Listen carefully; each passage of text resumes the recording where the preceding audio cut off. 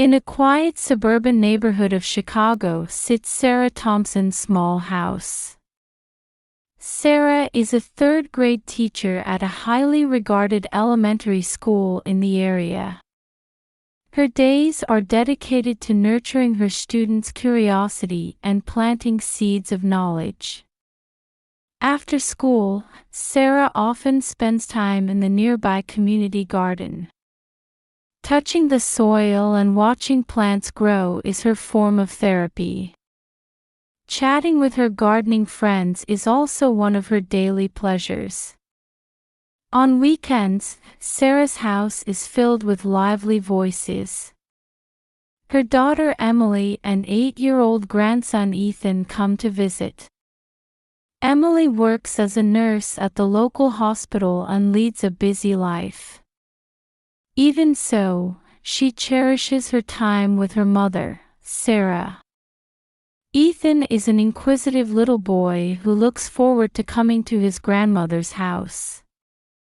He loves growing vegetables in the garden with Sarah and baking cookies in the kitchen.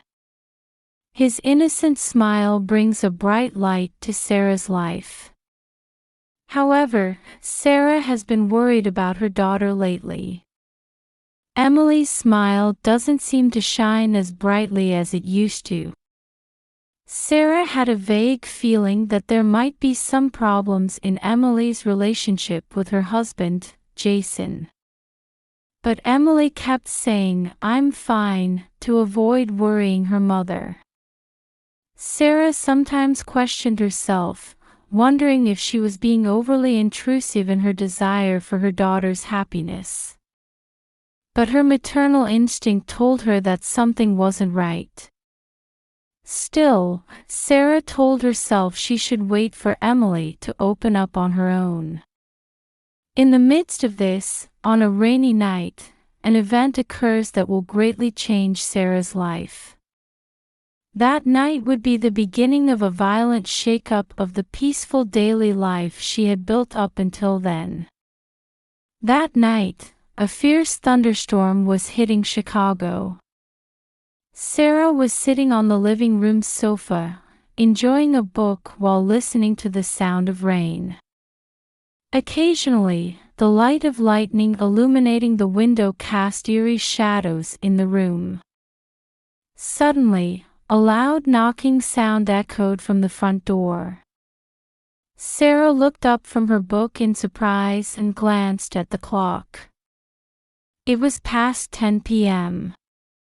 Who could it be at this hour, and in this terrible weather? Cautiously approaching the door, she opened it to find Ethan standing there, soaking wet from head to toe. His eyes were wide with fear, and his whole body was trembling. "Grandma! Help Mommy!" Ethan cried out. "Mommy fell down and she's coughing up a lot of blood." For a moment, Sarah couldn't believe her ears. But seeing her grandson's desperate expression, she realized the seriousness of the situation. She sprang into action immediately. "Ethan, you did well to come here," Sarah said in a calm voice. "First, we need to get you dry."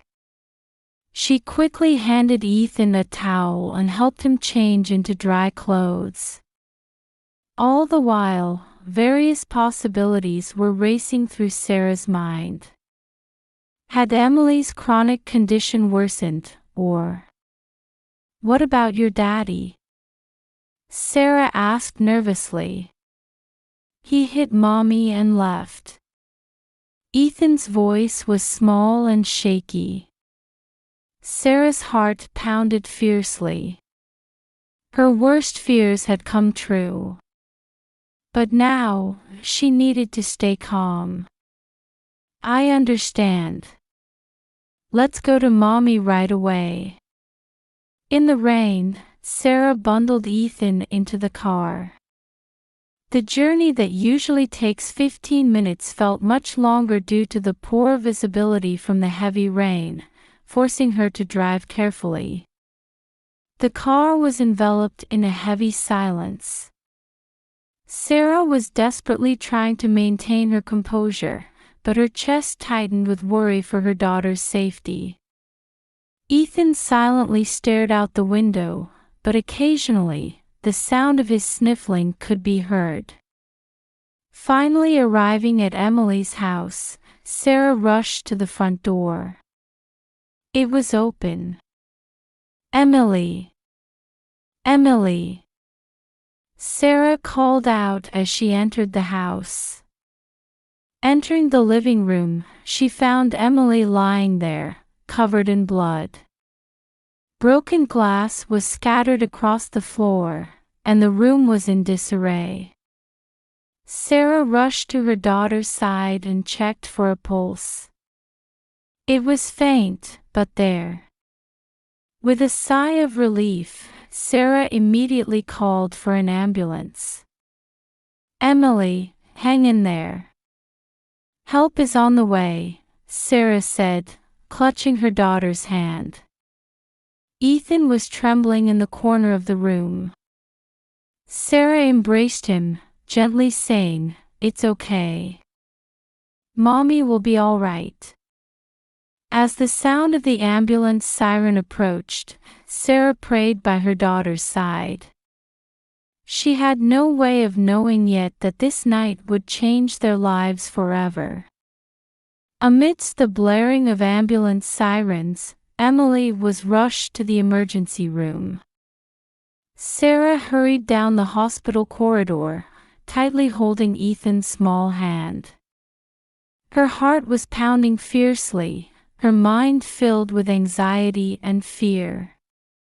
Long hours passed in the waiting room.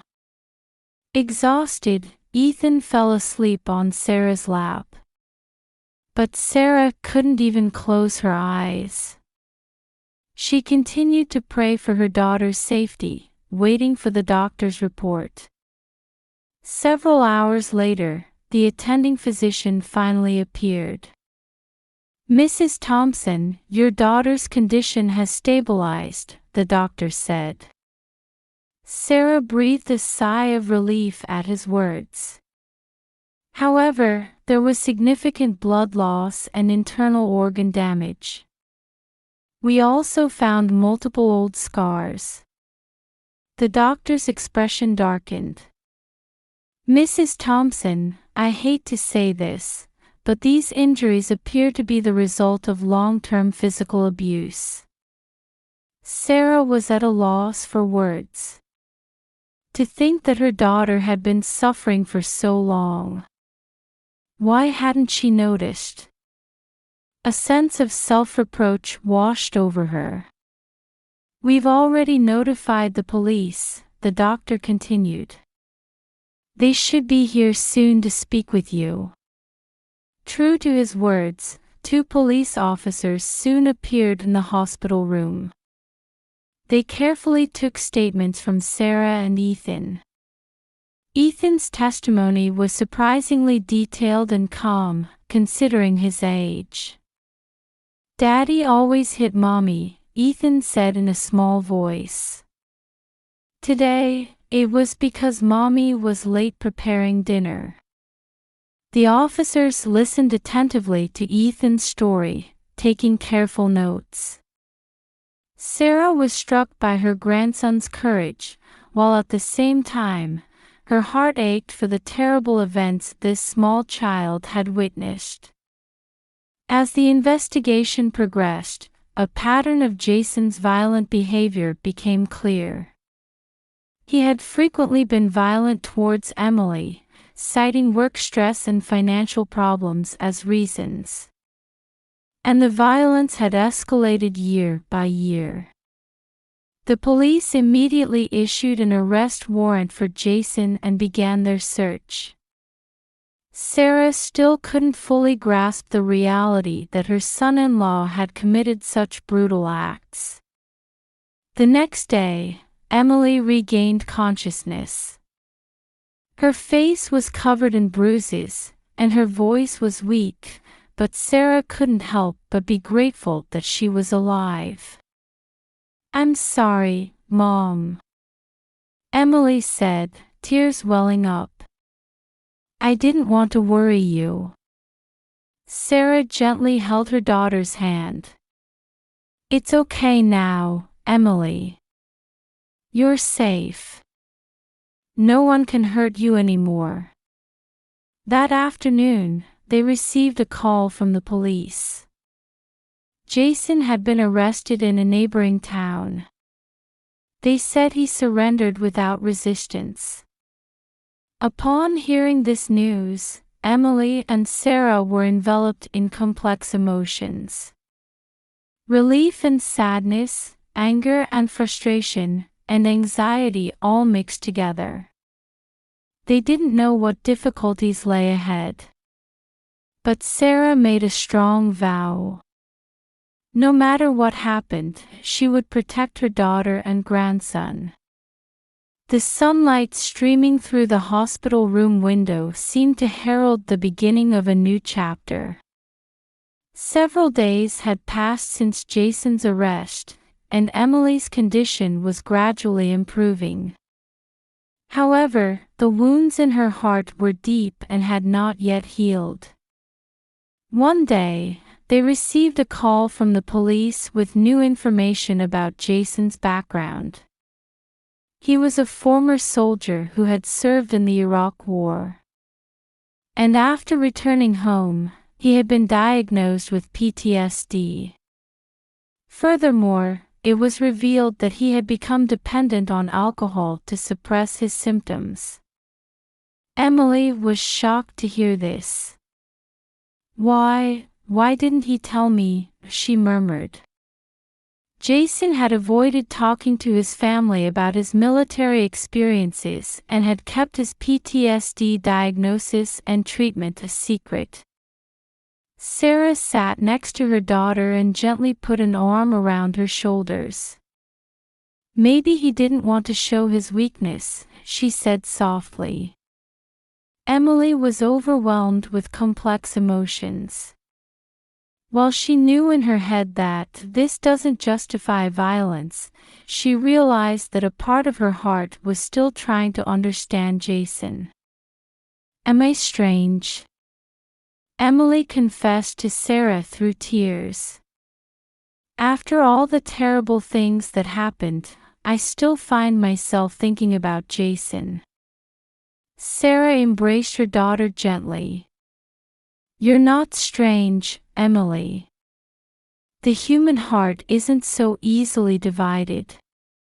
But remember, your safety is the most important thing." According to the police report, Jason had fled after the incident out of guilt and fear. He had wandered around neighboring towns for several days, relying on alcohol and struggling with whether to turn himself in. In the end, he was discovered and arrested by the police. Meanwhile, Ethan was showing unexpected growth. In his sessions with the hospital psychologist, he had learned to express his feelings through drawings and poetry. One day, Ethan showed his grandmother a picture. It depicted a family being beaten by rain under dark clouds, with a large rainbow shining above them. "This is our family," Ethan explained. "It's tough now, but I believe we'll all be smiling again someday." Sarah was surprised and moved by her grandson's growth. She never imagined this little boy had such deep insight. Ethan's drawing became a topic of conversation among the hospital staff. There was even a request to use it in art therapy for PTSD patients. Emily, too, showed a genuine smile for the first time when she saw her son's drawing. "Thank you, Ethan. Looking at your picture gives me hope," she said. However, difficulties still continued. As Jason's trial approached, Emily's anxiety grew. She repeatedly questioned whether she was ready to take the witness stand.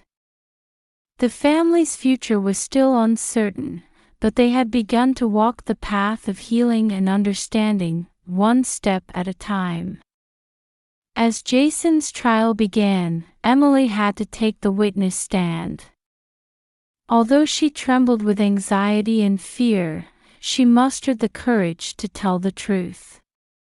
The trial process was mentally grueling, but the support of Sarah and Ethan gave Emily strength. As a result of the trial, Jason was found guilty and sentenced to serve time in prison and participate in a rehabilitation program. For Emily, it was a relief, but also the beginning of a new life. A few weeks after Emily's discharge from the hospital, her physical wounds were gradually healing, but it seemed it would take more time to heal the wounds in her heart. Sarah welcomed her daughter and grandson into her home, fully supporting their recovery. Every morning, Emily went to the hospital for rehabilitation. Regaining function in her broken arm wasn't easy, but she didn't give up. "I need this arm to return to work as a nurse," she said, gritting her teeth and continuing her efforts. At the same time, Emily started attending psychological counseling. At first, she struggled to put her feelings into words, but gradually she became able to express her inner thoughts. "There's a part of me that wants to hate Jason, but I can't hate him completely," she confided to her counselor. "But I'll never go back to him. I have Ethan now." Ethan showed remarkable growth in this difficult situation. Every day, he expressed his feelings by drawing pictures or writing poems. One day, he read a poem to his family. "Broken family, but we're still alive. Even when it rains, the sun will surely show its face. Mom's tears will make new flowers bloom. Together, we can become strong." Hearing this poem, Emily and Sarah shed tears. Ethan's words had lit a beacon of hope in their hearts.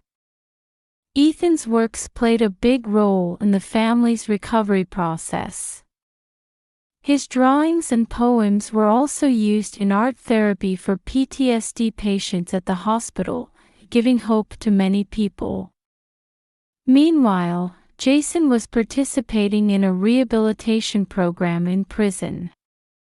At first, he was resistant, but through the program, he began to understand the causes of his behavior. He received treatment for PTSD and alcohol dependence and learned anger management skills. One day, Jason wrote a letter to Emily. "Emily, I know what I did is unforgivable. The pain I've caused you and Ethan can never be fully repaid, even if I spend my whole life trying. But now, I'm determined never to repeat the same mistakes. I'm truly sorry for ruining your lives." Reading this letter, Emily was hit with complex emotions. She wasn't ready to forgive Jason yet, but she could understand that he was trying to change. As time passed, Emily's physical recovery progressed smoothly. She gradually regained her daily life and was even able to return to work part-time. Emotional recovery took more time, but thanks to family support and counseling, Emily was gradually able to look forward. She joined a support group and found comfort in interacting with people who had similar experiences, realizing she wasn't alone. The whole family was in the process of recovery. It wasn't easy, but they were living each day preciously, supporting each other. The wounds might never completely heal, but they were slowly gaining the strength to build a new future. A year has passed since then. Emily has fully returned to work and is once again pursuing her career as a nurse. Her eyes now hold a confidence and strength that wasn't there before. Ethan is achieving excellent grades in elementary school, and his artistic talent is blossoming more and more. His drawings won an award at a local art festival, which the whole family celebrated. Sarah, proudly watching her family overcome this ordeal, was savoring a quiet happiness. She still sometimes remembers that rainy night. The fear and anxiety from that time have now become nourishment that deepens the family bond. One evening during dinner, Emily suddenly spoke up. "Mom, Ethan, why don't we go on a trip, just the three of us?" Sarah was surprised but felt joy welling up inside her. She realized her daughter had begun to look towards the future. "That's a wonderful idea, Emily," Sarah smiled. "Where would you like to go?" "The sea," Ethan shouted excitedly. "I want to see big waves." They laughed and began planning their trip. In that moment, Sarah felt hope for her family's future.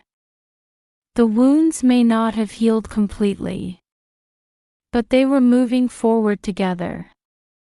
Sarah thought that was the most important thing. Jason is sometimes brought up in conversation. He continues to serve his sentence in prison while earnestly working on his rehabilitation program. Emily hasn't forgiven him yet, but she's trying to maintain a peaceful relationship for Ethan's sake. Sarah had come to want to give back to the community what she had learned through this experience. She began volunteering at a local domestic violence support group, sharing her own experiences to support people in similar situations. Looking towards the future, Sarah was enveloped in deep relief and gratitude. Her family had overcome an unimaginable ordeal and become stronger. There will surely be difficult times ahead. But she was certain. This family could overcome any difficulty together. Sarah looked out the window.